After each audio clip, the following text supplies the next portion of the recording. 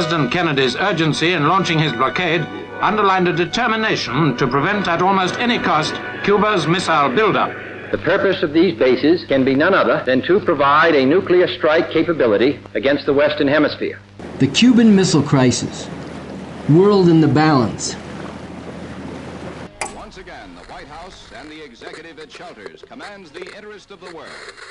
Attention that's riveted on the signing by President Kennedy, Cuba. During the acute period of the Cuban Missile Crisis in 1962, those events and their implications loomed much larger, even in my own mind, than my own situation of being sick.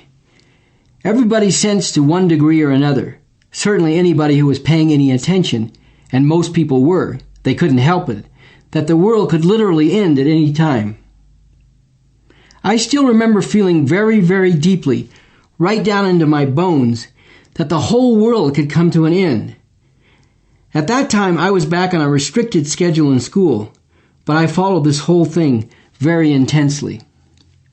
Of course, they always give you only the U.S. imperialist side of the picture, and that's what people get drummed into them. I remember this dramatic incident that they still like to replay from time to time, when Adlai Stevenson, who was the U.S. representative to the United Nations, gave this speech where he showed these photos of the Soviet missiles that had been brought into Cuba.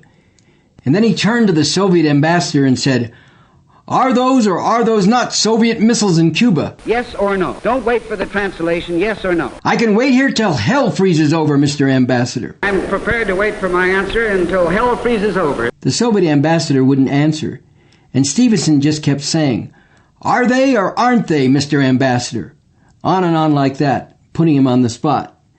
But they never show how a year before that, at the beginning of the Kennedy administration, Adlai Stevenson got up and vehemently denied in the United Nations that the U.S. had anything to do with the Bay of Pigs invasion of Cuba.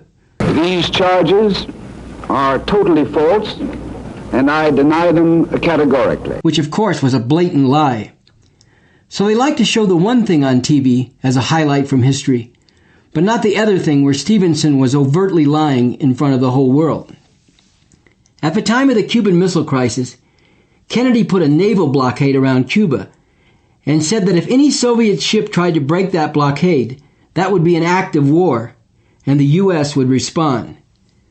Kennedy tried to justify this, and I remember this very clearly, by claiming that the Soviet Union had violated the UN Charter by putting missiles in Cuba. In flagrant and deliberate defiance of the Rio Pact of 1947, the traditions of this nation and hemisphere, the joint resolution of the 87th Congress, the Charter of the United Nations. Now, even though I had a lot of suspicions about the government already at that time, and even though I was very angry about a lot of injustices in American society, and especially the oppression of black people, I still wanted to believe in my government. I still wanted to believe that the government could at least be brought around to doing the right thing. And I didn't want to believe that on something where literally the fate of the world was involved, they would just openly lie to everybody. But I felt strongly, with the fate of the world up for grabs and hanging by a thread, that I have to know the truth here. So I went to the university library and I dug out the UN Charter, remembering that Kennedy said it was a violation of the UN Charter for the Soviet Union to have missiles in Cuba. I read the whole charter through, and I naively expected I would find a statement in the charter that would say, "It is a violation of this charter for the Soviet Union to have missiles in Cuba." Of course, I didn't find anything of the kind.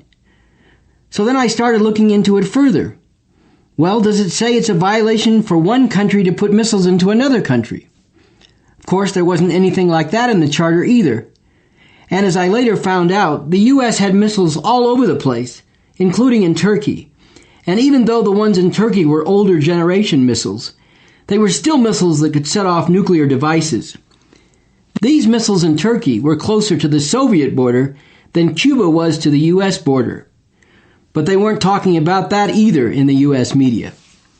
I kept looking for anything in this UN Charter that would justify what Kennedy was saying about how this was a violation of the Charter. I read that Charter over and over, and I couldn't find anything. Kennedy was just lying.